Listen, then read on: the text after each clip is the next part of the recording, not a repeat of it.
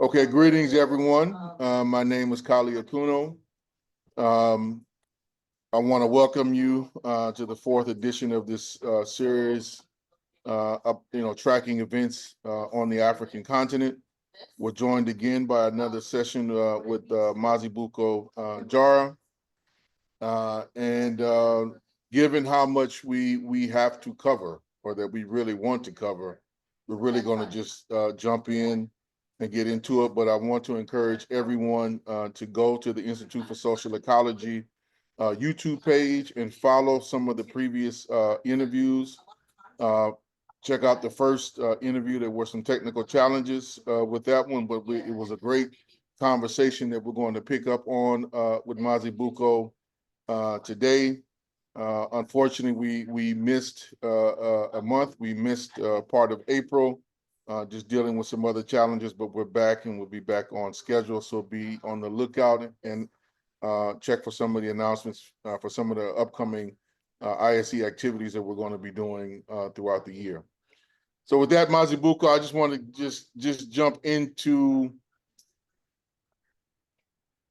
getting started. There's so much is happening, at least on our end of the Great Pond since we last talked. And there's been a lot of misinformation that has been perpetrated about Trump's ongoing kind of negotiations, if you want to call them that, with South Africa. And it seems to have been a kind of a mixed response from the South African government to a number of different things. So if you could, just in a general sense, could you lay out to us your understanding of where things are between the South African government and the United States government for our audience, given the South African government, the South African ambassador was recalled, basically expelled from the United States since we last talked. Trump placed some additional tariffs on South Africa. Where is the ANC government relative to some of these moves and their response right now? Greetings, Kali. Greetings to comrades who are joining us. The South African government, remember, is now a coalition government centered around the former liberation movement of the African National Congress and the liberal conservative opposition in the form of the Democratic Alliance. What that means is that it is not united on foreign policy, in particular on the relationship between South Africa and the United States.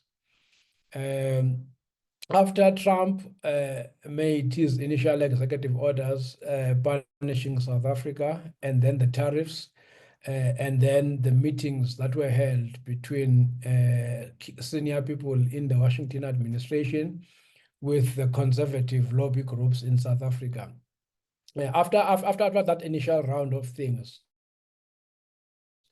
we also saw the Democratic Alliance component of the coalition government actually also undertaking its own trip to the United States to meet people in the Trump administration.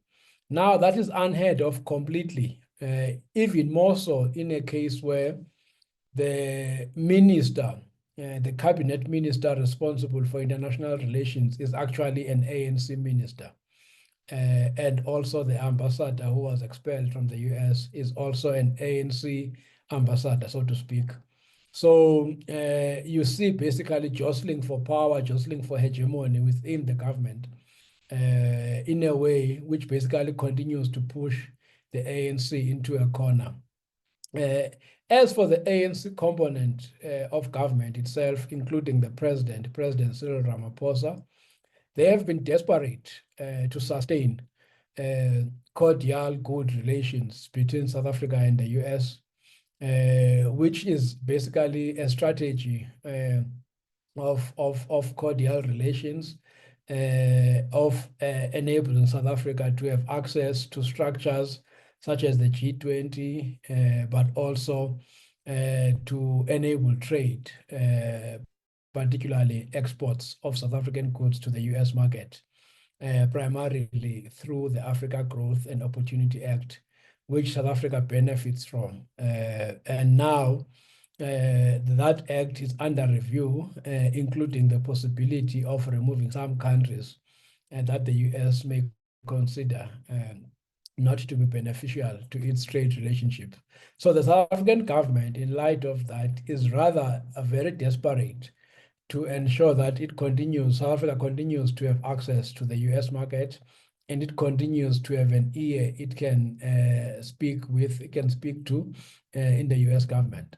So that has been the main orientation of the ANC component of government. So they've sent emissaries to the US government as well. They've engaged the ambassador here. But also interestingly, what they did was to reach out to the European Union, to the BRICS countries, to build a broader front so as to ensure that South Africa is not isolated out on its own, facing a powerful United States. So it's been a multi-component strategy on the part of the ANC, but though the main orientation is to maintain access to markets in the United States. What it has not done in a convincing way is to actually assert an agenda of saying this crisis arising out of Trump's positions means that it must deepen its relations with the EU, with the BRICS countries, with the Global South in terms of trade. It has not done enough in that regard. So the South African economy is also rather too weak for it to do what Canada or China did to impose counter tariffs. So because of that weakness, because of that vulnerability, it means that South Africa remains strategically weakened to be able to carve a different path. And also what has not been present, not just in government, but in the main discourse in the media, is the need to assert a sovereign path of economic development, including changing trade relations, such that South Africa actually is not in a position where it is vulnerable. That has been completely absent. So basically what we are seeing is a weak nation state that is unable to untie itself from the hold of US-dominated trade. Even though politically, on geopolitical questions, whether it's Palestine, whether it's the reform of the UN, it has actually held progressive positions. Also, interestingly, in November this year, South Africa will host the G20 summit. From December last year to November this year, South Africa holds the presidency of the G20 following Brazil, and it is supposed to hand over the presidency of the G20 to the United States after the summit in November. So now that has also just complicated the nature of the relations because the US government has not played ball to ensure that there's actually, even in terms of those bureaucratic systems at those global levels, there's actually engagement which would facilitate a smooth transfer of the responsibility of presiding over the G20. But at the same time, South Africa has actually tried to reposition itself through its presidency of the G20 by, as I was saying earlier, ensuring that it has a positive ear in the EU, but also in the BRICS countries, such that it is now playing the G20 card in a way that points to the US as the problem factor. But that is still from a very vulnerable position in terms of political economy. So to put together what I've just said in a few sentences, the government of national unity, composed of the ANC and the DA, is not united in approaching the crisis arising out of the Trump decisions. The DA component wants to reinforce basically relations of inequity in a way which says we need to look up to the US. It has even undertaken activities that undermine the cohesion and unity of this coalition government.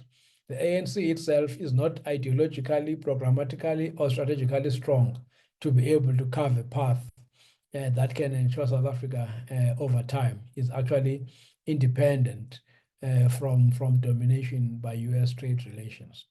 So it has played what it characterizes a pragmatic role to ensure that we have continued access to the US market, which I think is a limited strategy. Thank you. Follow-up question on this, Mazibuko. How are the social movements in South Africa responding to this kind of lack of strategy in this divided government?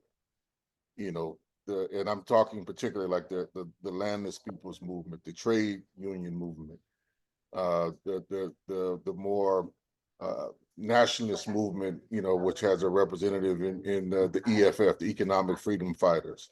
How are they responding to this kind of lack of strategy, but also this critical press from the United States government, including, you know, the Trump administration's promotion of, you know, kind of the South Africa's version of the Great Replacement theory, that there's a white genocide taking place in South Africa that's being promoted by Peter Thiel and Elon Musk, both of whom, you know, have some origins of South Africa, so our audience knows and understands some of the connection. How are the social movements responding? You know, because we see a level of very principled, very encouraging response around Palestine, but someone who tries to be an observer of international movements as much as possible, not seeing a strong, from my vantage point, and I hope I'm wrong, not seeing a very strong response or as strong a response relative to Palestine as I am, you know, not seeing a kind of a critical response against the United States government. And that is a bit distressing, particularly in light of one of the questions I want us to come to is the effect of the United States government basically pulling all of its embassies out of the African continent. And we'll come to that later, but where's the response? Where's the movement on this?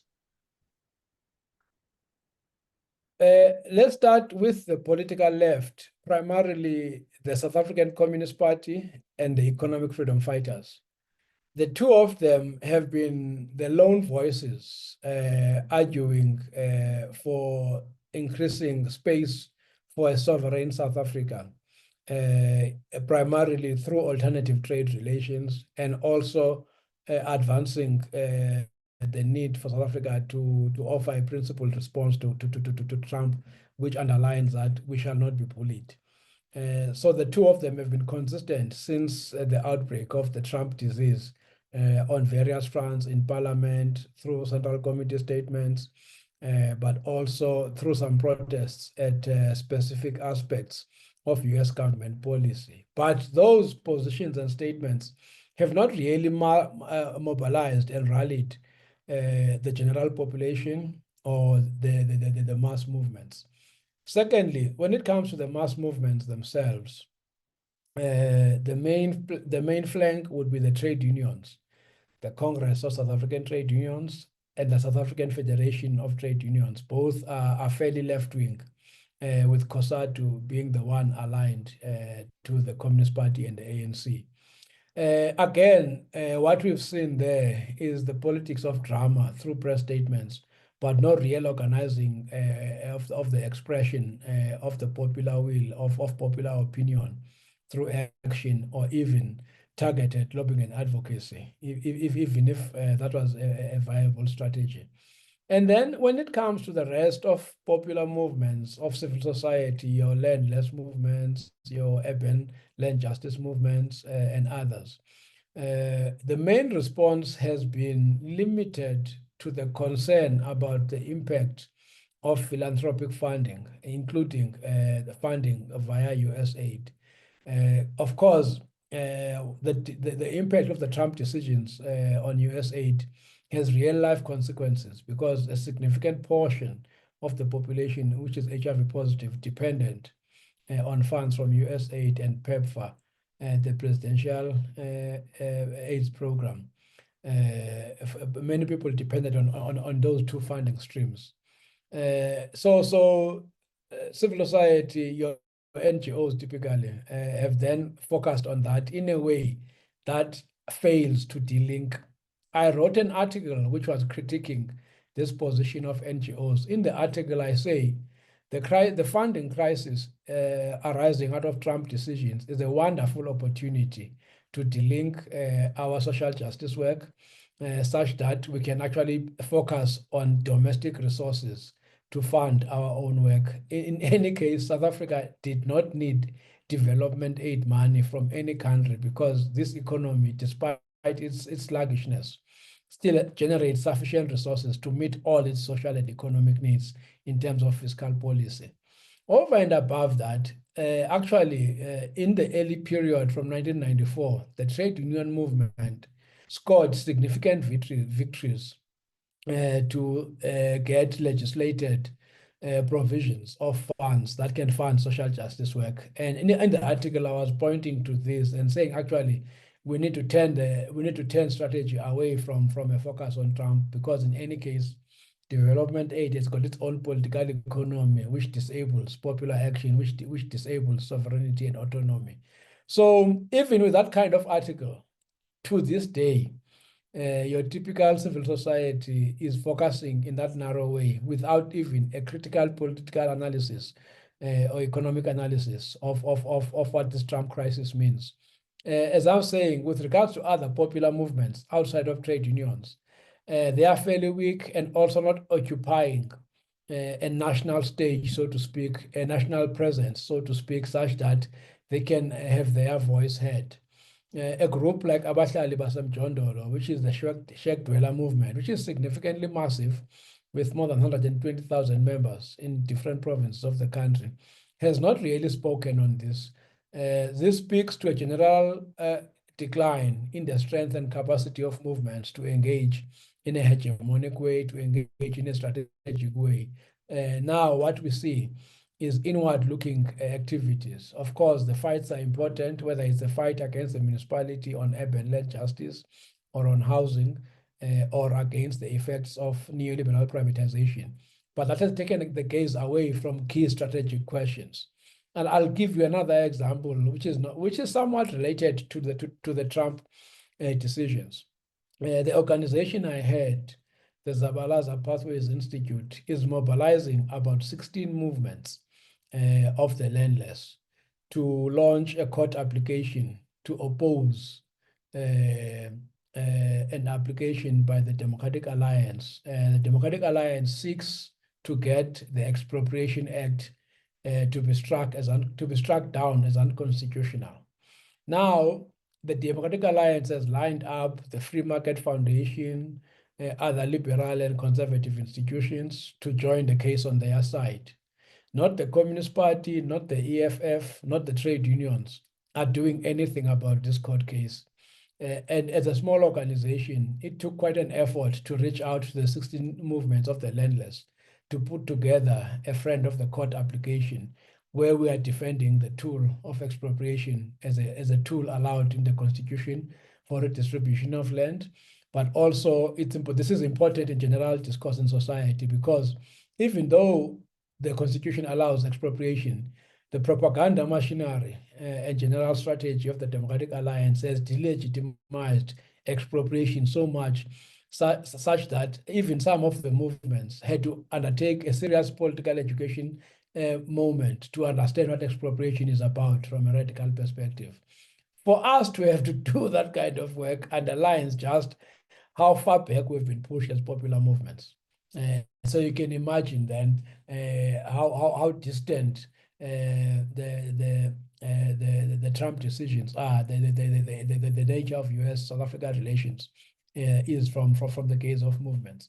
Where you've seen some kind of concern has just been anger at AfriForum, at Solidarity, at the DA for having taken the positions they've taken, but that's social media anger. That's not political organizing. Yeah, thank you for making that critical distinction. I hope everybody heard that loud and clear, because we have a ton of that here on the US side. Social media mobilization does not amass to political power. This is an expression of a degree of political opinion. but if not organized, it's rather toothless. And that's something I think our movements all over the world have to learn from. I want to move, building on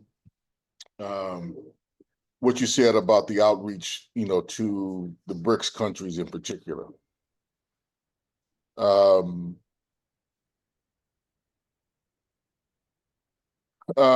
With this reorganization that Trump is basically kind of trying to force upon the world, it's not clear whether he is going to be able to kind of meet all of the objectives, and a lot of the right now kind of objective information seems like some of the critical moves are actually backfiring on him and on the United States.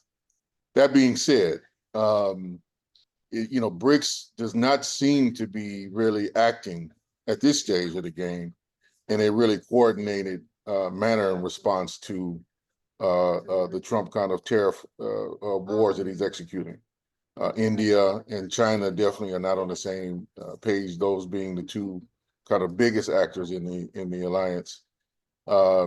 Is South Africa looking to do more of a pivot if BRICS isn't articulated in a way to kind of fill in the gap, at least on the trade side of the equation? Is South Africa looking to kind of strengthen some of its ties directly with China, or is it trying to, from what you can tell, is it trying to avoid being in the direct line of fire for the growing and escalating war that the United States clearly is preparing to engage with China? Is it trying to remain somehow neutral?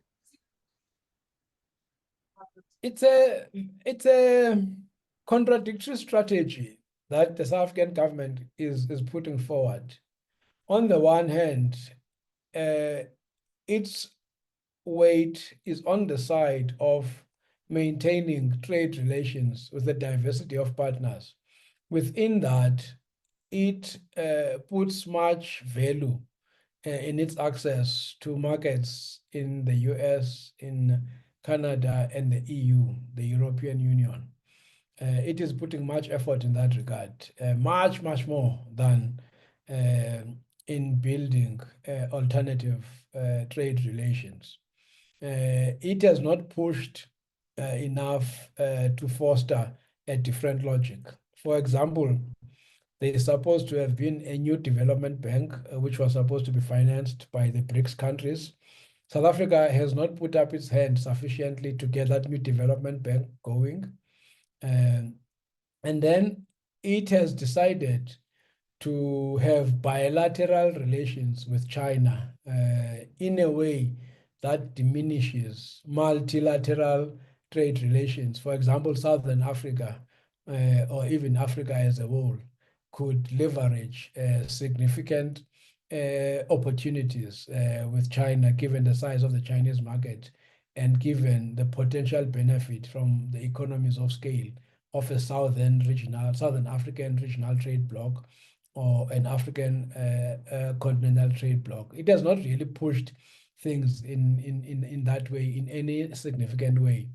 And then it has played clumsy roles when it comes to important wars taking place in Africa, in the Democratic Republic of the Congo, and in the Sudan.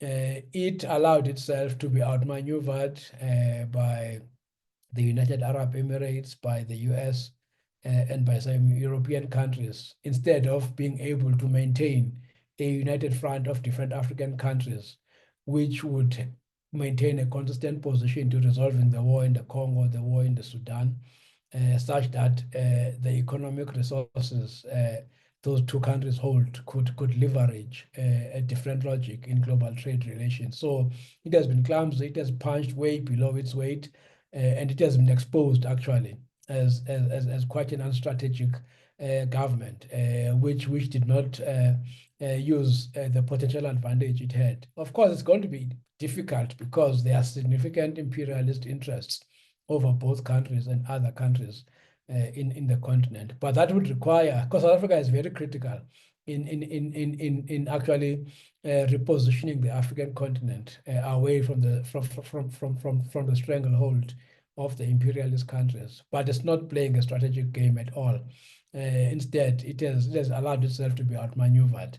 And of course, China and India themselves have not acted in principled ways when it comes to their role in the African continent. They have also acted in ways that basically protect their own interests to access resources from the continent on a cheap basis. That positionality by China and India plays into the poor role South Africa has played. Of course, it's not just South Africa, it's also the various blocs in the African continent, which have really not demonstrated an anti-imperialist logic in how they structure their own relations between African countries, but also in building a united African front on global issues. So those are the range of dynamics which are at play. And building on that, there's a lot of encouraging movement on different parts of the continent. And it's not clear, at least to me, how the South African government is really kind of responding to it. So what if any, from what you know, is the response to the Sahelian Confederacy from the South African government? Are they supporting it with anything more than lip service? I mean, are they? There's clearly been, at least in the U.S. side of things, a pretty decent response to some of France's kind of recent efforts at meddling, trying to, the escalating assassination attempts against Traore, threats against their economy, efforts of Nigeria to block again, kind of trade relations. Where is South Africa relative to this motion? And I'm asking because just for an audience that's not familiar, in some Pan-Africanist circles, the Sahelian Confederacy is really being kind of held as the latest kind of iteration of left motion on the African continent that many see as inspiring. And one would think that this this alliance would be something that the South African government, given its kind of progressive history and roots, would find some critical ways to support. But from what I can track, here in the United States, there seems to be very little motion in that direction. Indeed, you are right. And this is explained by a number of reasons. One, there is no political will to connect with the potential, the radical potential of what is happening in the West African countries of Burkina Faso, Mali, and Niger. Partly because the South African government is overstretched. It was overstretched by the war in the DRC. It got overstretched by its engagement on Palestine, and also then maintaining relations with the US and the EU, and of course BRICS itself, and now the G20. It was just a question of being overstretched. Of course, if they wanted, they could have deployed political resources and other resources to reach out to the Confederacy in West Africa. Secondly, there's a matter of principle which I think is being used in an opportunistic way. This principle is about South Africa having promoted in the African Union the principle of democratic transitions in political power through elections, and therefore the condemnation of military coups. So that puts South Africa in an awkward position in terms of its AU commitments. So that has been used, though, to say South Africa cannot really engage with the new regimes in those three countries in West Africa. But that is not consistent because when Joseph Kabila or Laurent Kabila got into power in the DRC through a military takeover, South Africa engaged quite closely and even facilitated negotiations to try and create a stable transition in the Congo. So there's not, even though those regimes came through military coups, there's not been a willingness to engage them. And then, of course, the third factor is the role of the MK party led by Jacob Zuma, former President Jacob Zuma. The MK party is a breakaway from the ANC, having stolen the name of the military wing of the ANC during the days of the armed struggle, MK. Now, the MK party has taken a sort of radical posture, which then has embraced Traore, but in a very populist and unstrategic way. Now, the ANC is very nervous to take a position where it would agree with the MK party. That's another dynamic which is quite internal to our politics, but it's a factor in how the ANC positions itself. It's still, and then there have been some protests over the last 2 weeks in defense of Traore. The MK party, the EFF were at the heart of those protests with a number of other progressive organizations. But again, those did not really gain mass traction in the same way that previously our support for Cuba, our support for Palestine would have generated mass popular anger and popular ownership of the political question. So generally, it's that kind of picture where basically the principle of democratic transitions in changing power is being used basically to cover up for a lack of political will and also to try and manage the pressure that gets generated by the position of the MK party.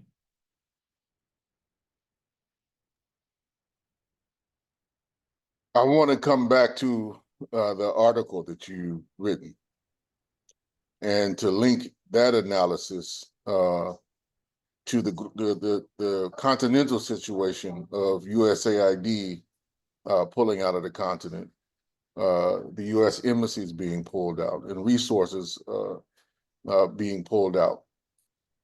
Is there a delinking strategy that you see emerging among social movements and NGOs and political forces on the continent, or do you think this is potentially a strategic opportunity to advance a delinking strategy, and one that would really help and promote national autonomy of many and Pan-African unity? That's a critical question that I haven't seen much writing or fanfare on. I'm hoping that's just because I'm in the United States and not in many of the dialogue channels on the continent. But I see this as a potential a generational opportunity. And I'm wondering if there's anybody, maybe other than yourself, who is pushing in this vein. Just before the Easter weekend, I was part of the African Social Movements Baraza, a continental gathering of social movements from most of the countries of the continent. It was in Accra in Ghana. That platform put forward perspectives from different social movements and radical activists in the continent, which basically were arguing for the need for delinking politically, financially, and programmatically from neoliberalism and the rise of fascism globally. So I'm mentioning the Baraza to demonstrate that indeed, amongst progressive and radical forces in the continent, that thinking is present, and people are trying to think through what strategies can be followed to make that possible. One of those is the mobilization of domestic resources. And in that regard, our governments are going to be critical. For example, in the South African case, the workers' victory to secure a skills development levy means that independently of capital, society can mobilize significant billions of dollars for worker skills development, which can be used even for social justice work, even for political work. That's one example. Other examples which came up in the debate in the Baraza were about the question of land. they need to return to the land, to occupy land, to advance the ownership of land on a collective basis, and then to use the land for self-sustainability, but also for economic development in ways that can increase the independence and autonomy of movements away from donor funding.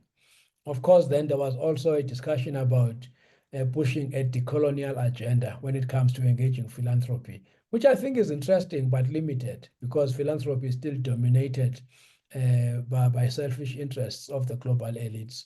So yes, there can be a push, but that push will be limited. I'm keen to develop the two earlier planks, the domestic resources we can secure, and in that regard, our governments are going to be critical, but also alternative solutions from below, primarily linked to the land and other aspects of economic production, primarily cooperatives and a broader solidarity economy. I think there's much to harvest in that regard. And in different parts of the continent, there are different movements which are already pushing in this regard. For example, the Rural Women's Assembly organizes in 14 countries in Southern Africa. They've built significant capacity. They've got schools for agroecology, they've got seed banks, they've got food fairs, and they've even begun to build local cooperative economies across the 14 countries of Southern Africa. Those things require to be developed further. They require to reach the point of a critical mass such that there can be an alternative current in their societies, in the 14 societies. And of course, ultimately, it will link to questions about democratizing the economy as a whole. I think I do realize how long-term that kind of political and economic struggle is going to be. And the weakest link in this regard is both our domestic governments and also the trade union movements, which have become narrow and economistic, because the trade union movements, remember, even though unions have been weak, but they still hold organizing power over workers who have the power still to lock down our economies or to challenge economic power. But our trade unions are very far from that. But with engagement, with struggles, I think we can turn the tide, but it's going to take a long while.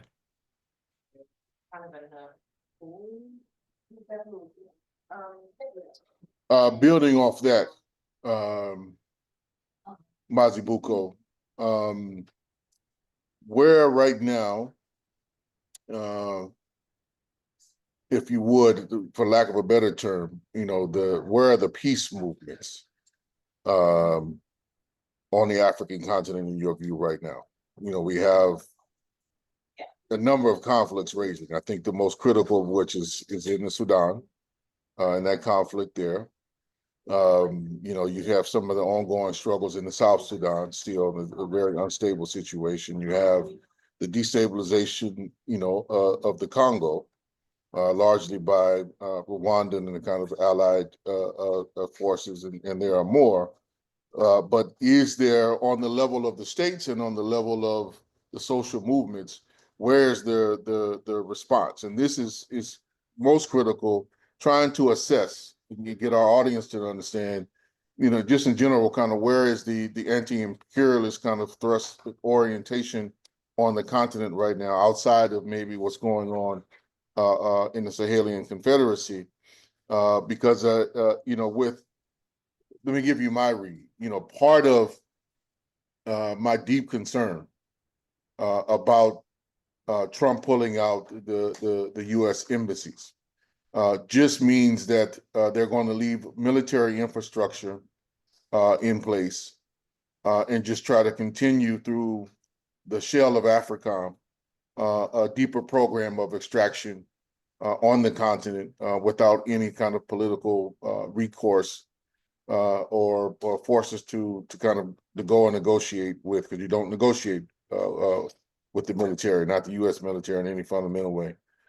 And that France in particular is not taking the loss of its kind of control over the markets and the resources of Burkina Faso, Niger, and Mali, and to a degree, an increasing degree, Senegal. That's a slightly different process taking place there. But they're not going to take that, sitting down, and you can kind of see that and some of the moves that Macron is executing, some of the in around strategies, despite some of his rhetoric of even apologizing. But you can continue. You can definitely see ongoing maneuvers to destabilize, at least the francophone countries, and do more mercenary type interventions on the continent. So I'm wondering, because unfortunately, what you've described is that the movements on a whole in throughout the continent right now seem to be at a low point. And so where in during this great time of penetration by all forces in the continent, where's the force to match all this of an anti-imperialist nature? Is that something that needs to be developed? And if so, what are the steps we need to take, both on the continent, but also in the diaspora? What are the steps we need to take, in your view, to start strengthening this movement in the here and now? That's quite a question. In my analysis, there are pockets of radical thought, of radical strategy around peace, but also around the need for anti-imperialism and even building sovereign projects in the continent. But those are exactly that, pockets within countries.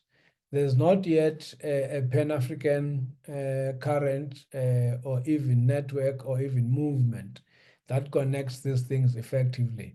There is the initiative called Africans Rising, but I think it's limited by the strength of radical forces in the different parts of the continent. I do think, though, that there is a different dynamic in the West Sahelian states, where the military leadership there is actually enabled people to express their long pent-up frustrations over French imperialism, and of course the long-term impact of neoliberalism. But whether that is developing into a strong, coherent mass movement on its own, I think it's still too early to tell. Having said that, there's been something very interesting with the Palestinian solidarity movement in Kenya, in South Africa, and to an extent in Ghana, which has drawn the links between Palestine, Congo, the Sudan, and extractivism over minerals, which connect the US, Belgium, France, England, and as well as Israel. So the analysis has begun in that regard, and they've even begun to call public discussions on this, and even some of the public actions have connected political demands that bring those connections to the core and to public attention. Again, the state of the union movement in Africa affects what could happen here, because remember, the union movement across the continent represents the single largest form of popular organization in most countries.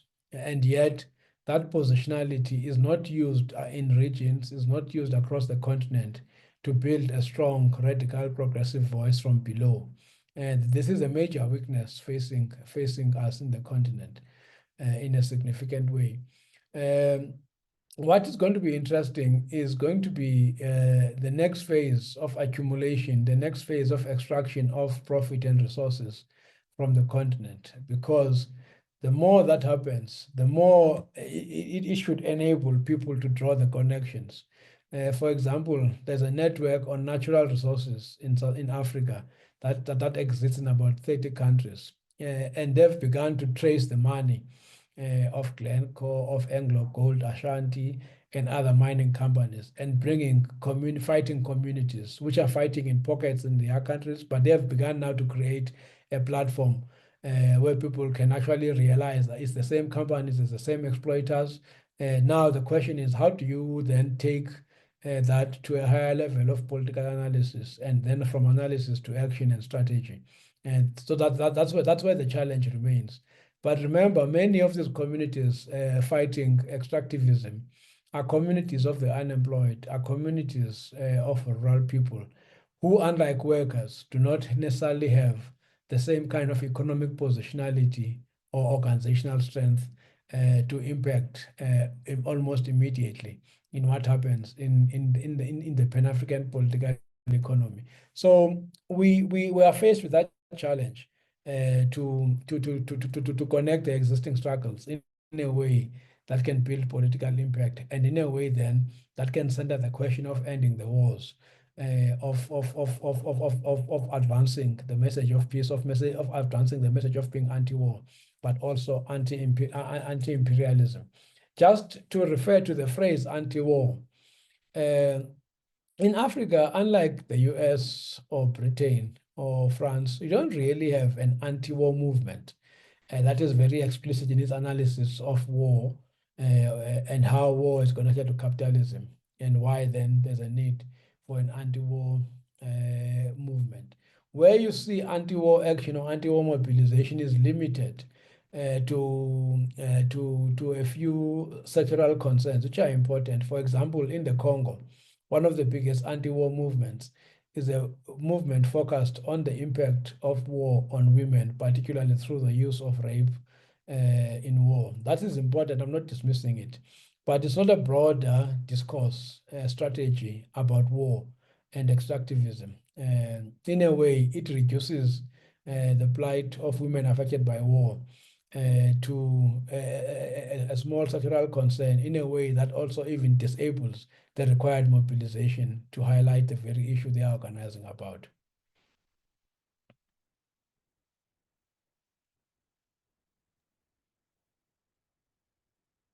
Trying to limit the number of questions I have for you to get to me, because there's a lot.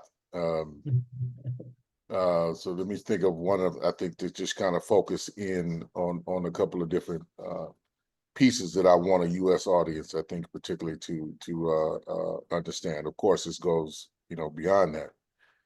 But speaking directly kind of to a U.S. audience, I want to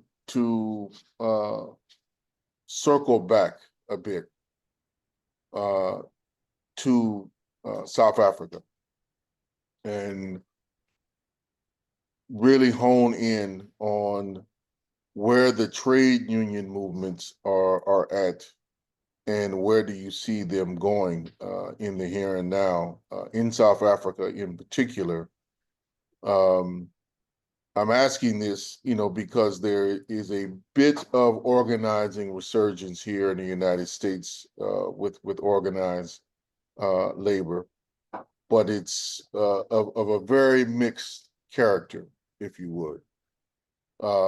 So, for instance, the United Auto Workers leadership before the 24 elections called for a mass strike in May of 2028, like trying to lean towards a general strike, and was asking all of the different major kind of trade unions, particularly those in the more the CIO, the Congress of Industrial Organization side of the AFL-CIO, alliance, to align their contracts all in basically at the end of April of 2028. And so there could be a kind of a concerted action.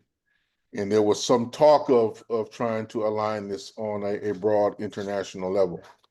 But since Trump came in to office and has done some very strategic kind of targeting of the auto manufacturing industry in particular, he's been able to win certain segments of the UAW over to at least the portion of the narrative that the tariffs are being issued to try to reindustrialize the United States. Now, that's for our audience, let's be clear, that is one I hope that the UAW is not buying into in any serious manner, because people need to understand that any reindustrialization, particularly of that sector of work that would come back to the United States, would be heavily automated. So there would be very few jobs there.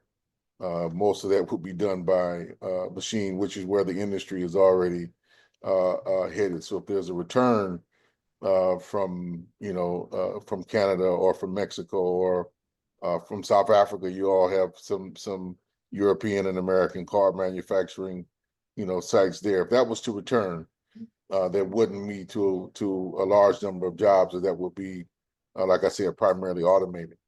But to the degree that this is being coordinated, there has been some talk about a level of international coordination.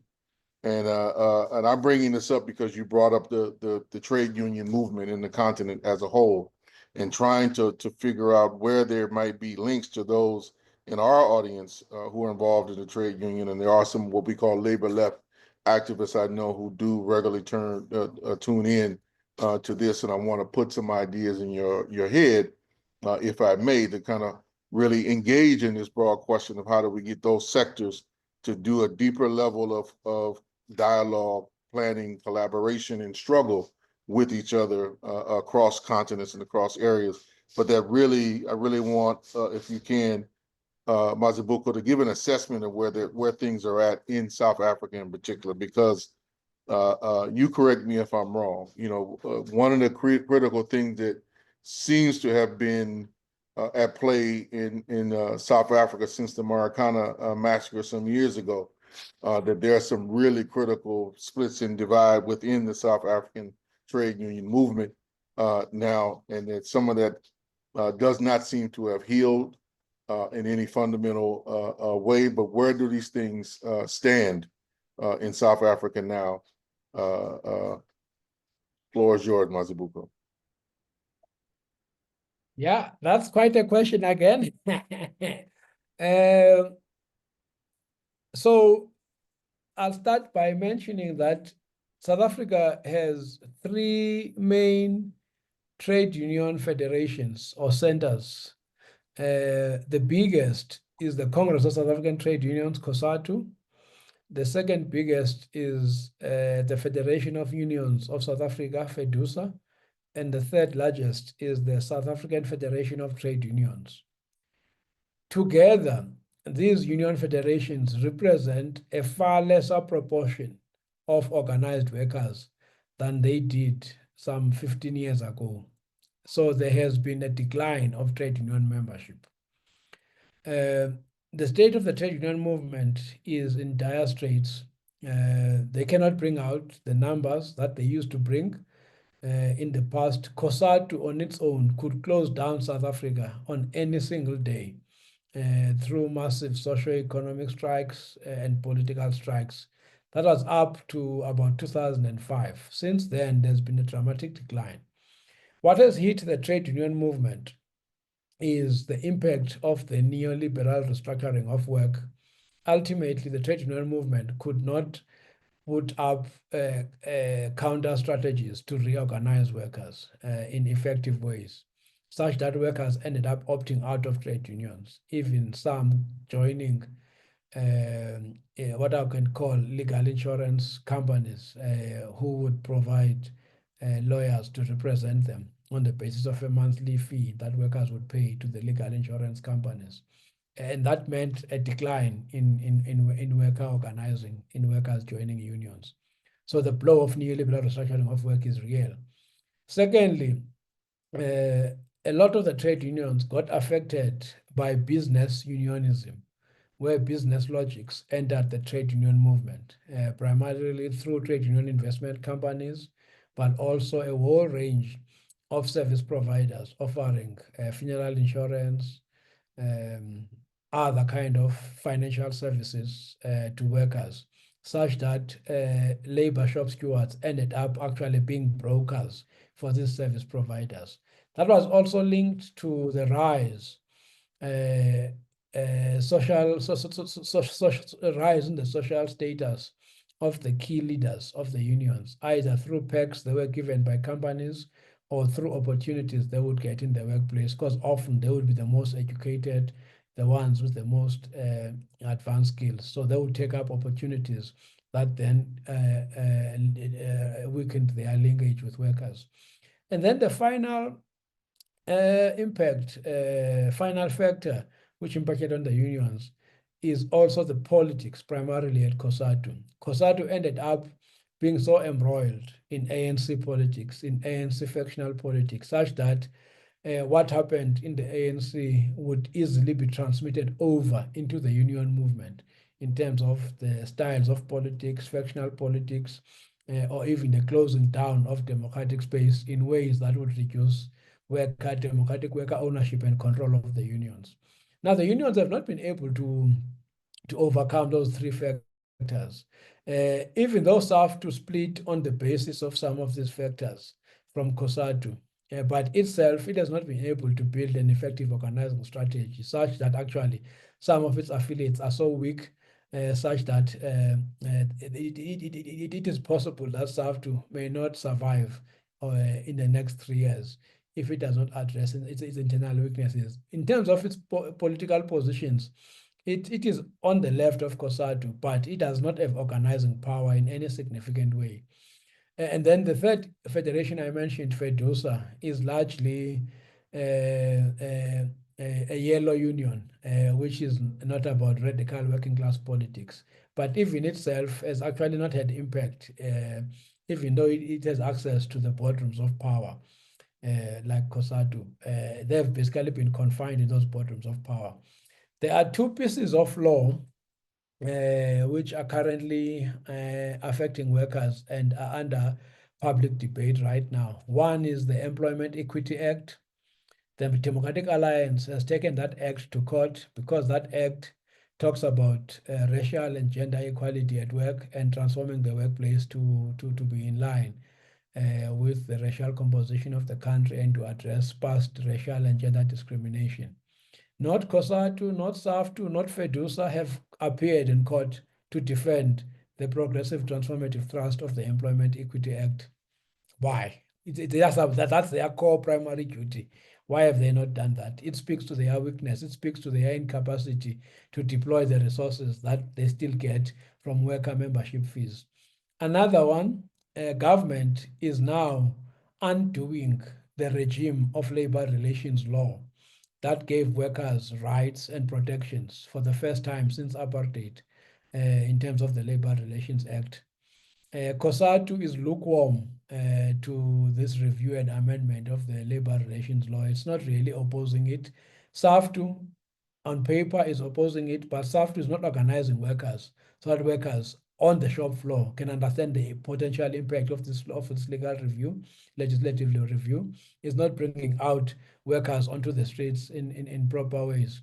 And then FEDUSA, the other one, is completely silent on the amendments to the labor laws, so that those speak directly to where the trade union movement is. Let alone then when it comes to the trade union movement taking up social and economic questions. They are still very far from that in terms of an effective political strategy. Yet, in 2002, COSATU led a strike that closed down the country on job losses and the need for job creation. The same COSATU could organize thousands of its members, if not hundreds of thousands, to demand access to ARVs in support of struggles by the Treatment Action Campaign. We're very far from that. Having said all of that, there are some efforts within the union movement to rebuild the phrasing that's used, back to basics. Let's go back to democratic worker ownership and control of the unions. Let's go back to unions that service members. Let's go back to unions that take up social and economic concerns. But those efforts are faced by the bureaucratization of the union movement, by the factors I've mentioned. So we are likely to see continued attacks by government and by capital on workers. What will be interesting is how then workers respond, because even though they took the route of legal insurance and retreating from unions, their own lessons, though, should tell them that without worker organization, they are not going to get very far in advancing their struggles in protecting the gains that they secured under the democratic framework. But it's still an open call as to which way things will go. Again, we as the Zabalaza Pathways Institute have reached out to COSATU and to SAFTU at different levels to try and run a program of political education, but also of trade union building. it's still early days of that program, but there is an orientation, there is an interest, there is a hunger, particularly from the lower ranks, to rebuild. And is this law, this labor relations reorganization initiative, is this being primarily pushed by the Democratic Alliance, or is this something that there's actual level of unity between the coalition government? Look, we can blame the DA for all sorts of neoliberalism, but in this instance, it's the ANC that is driving this. Of course, and the DA is riding on that wave. For a long time, the ANC has long wanted to water down the labor relations regime. It's a clear commitment by President Ramaphosa that he wants to send signals to investors that South Africa is ready for investment. They've even framed this as structural reforms required to enable growth. That's how the ANC has framed it. So is this part of Ramaphosa's advancing, Black capitalism initiative? Partly black capitalism, but now they've gone even beyond that. They are desperate to secure investors from all over the world. And it's an important signal that they must send that they are prepared to deal with the trade unions. That's Ramaphosa's orientation.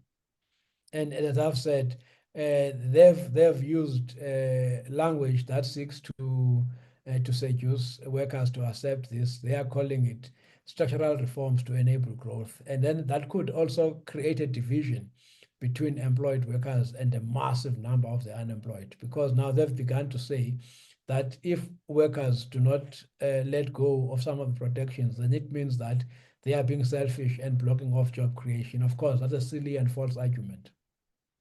But they've not had the shame to advance it. And is there a clear analysis around this growth narrative that he's promoting? Is he offering anything more than just the deepening and of the extractive nature of capital's investment in South Africa? Is there any in what he's promoting? Is there any form of self-directed kind of industrial growth, or is all still kind of tendered on extraction and small-scale manufacture for international markets? It's a very strange hope that if investors come and plant in their money, then there will be economic growth. Then from economic growth, there'll be employment. Then from employment, there'll be a reduction in poverty and inequality. That's the kind of logic that they operate through. And then that logic is reinforced by no real presence of an industrial policy logic.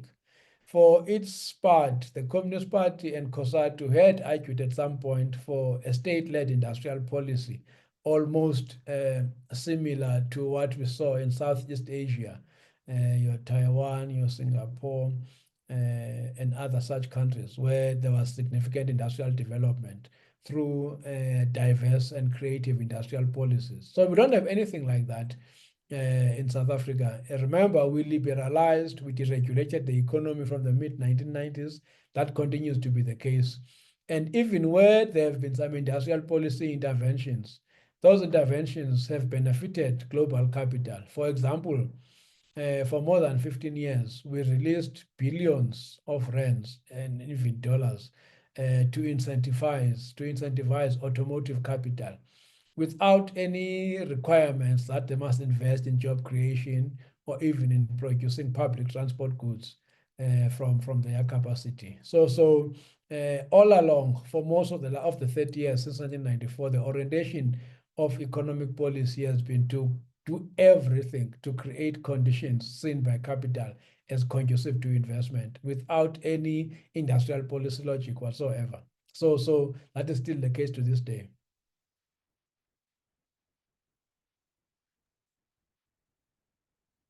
A lot more questions, Mazibuko, but our time is running out, for today. I do want to ask you for our audience to cite the article that you wrote, if that is accessible, so folks have an opportunity to read it And if you can send a link, we would definitely promote it, widely. And I would definitely encourage, everyone to look up the writings and speeches of Mazibuko to get, a deeper perspective on what's happening in South Africa, also what's happening within the continent. And I want everybody to, keep in mind the overall shifting nature of kind of the balance of forces on a global scale, to get a deeper understanding of why Trump is kind of launching this trade war and this tariff war now, and to remind folks that even though the United States still is the dominant military force on the planet, really bar none, its status in the economic arrangement of the global capitalist system is definitely on the decline, and the United States is an empire fundamentally in decline. And what we are seeing, both in the kind of the emergence of this, if you want to call it neo-fascist or deep right-wing authoritarian movement, of which Trump and the MAGA movement represents, these are symptoms of a deep crisis of capitalism, and it's incumbent upon us to seek out international dialogue, relations, and coordination of our work to challenge and upend this system and create a new one. So that is what these interviews are about. We've been trying to highlight within this series a deeper kind of understanding of many of the dynamics that are taking place on the African continent, particularly since very little of what is taking place on the continent reaches media networks, particularly mainstream media networks in the Western Hemisphere, not just in the United States. So it's incumbent upon us to highlight, find the connections, share information so that we can build. So Mazibuko, I want to thank you. We'll be doing, much more work, hopefully. There's a couple of pieces that I know myself and many in our audience are working on around kind of deepening the internationalization of the struggle around Palestine and stopping this genocide. So there's some things that I know many of us are probably going to be here in the United States, either appealing to comrades in South Africa or Ireland or some other places to kind of elevate some of that. And then there's a lot of more concentrated work that we know is going to be becoming more of a Pan-African nature. And I'll highlight, there's some particular things that the Black Alliance for Peace is doing. There's some broader work that's going to be coming out of the National Black Radical Organizing Conference, which is coming up at the end of this month in Indianapolis. So folks can look at that. You can find that information at the Community Movement Builders website or on the Cooperation Jackson website. Those things are coming up. And lastly, just want to promote that upcoming in August of this year, the Institute for Social Ecology is hosting the Art of Organizing School, which is deeply needed. Going back to some basics, that we need to do overall. That's going to be August 2nd to 8th in Lexington, Kentucky, and folks can register for that by going to the ISE, the Institute of Social Ecology website, and then look for more promotion around that and some of the series and interviews that we're going to be doing through this ongoing series. Mazibuko, I will want to have you back on. We barely even touched about the ecological impacts. I was about to go into that when we were talking about the extraction, because there are a number, just for the audience to know, there South Africa, and I would argue, is one of the flashpoints, if you would, where we've already seen and are seeing on an ongoing basis the deep impact of climate change. Like, for instance, Cape Town, basically running out of water, and it's an aggravated deep crisis. And that's just one example amongst many of where this is playing a role. So we'll come back and have a conversation about that in the near future. But for now, I want to thank you, Mazibuko, for joining us for these two interviews. Appreciate your time, your analysis, your work as always, comrade, and look forward to more soon. Thank you. I'll send the links you asked for. Thank you very much, comrades. I appreciate the engagement. It makes us think hard about the work we're doing. Viva. We got to, all of us. Exactly. All right, till then. Okay. Bye-bye. Bye-bye.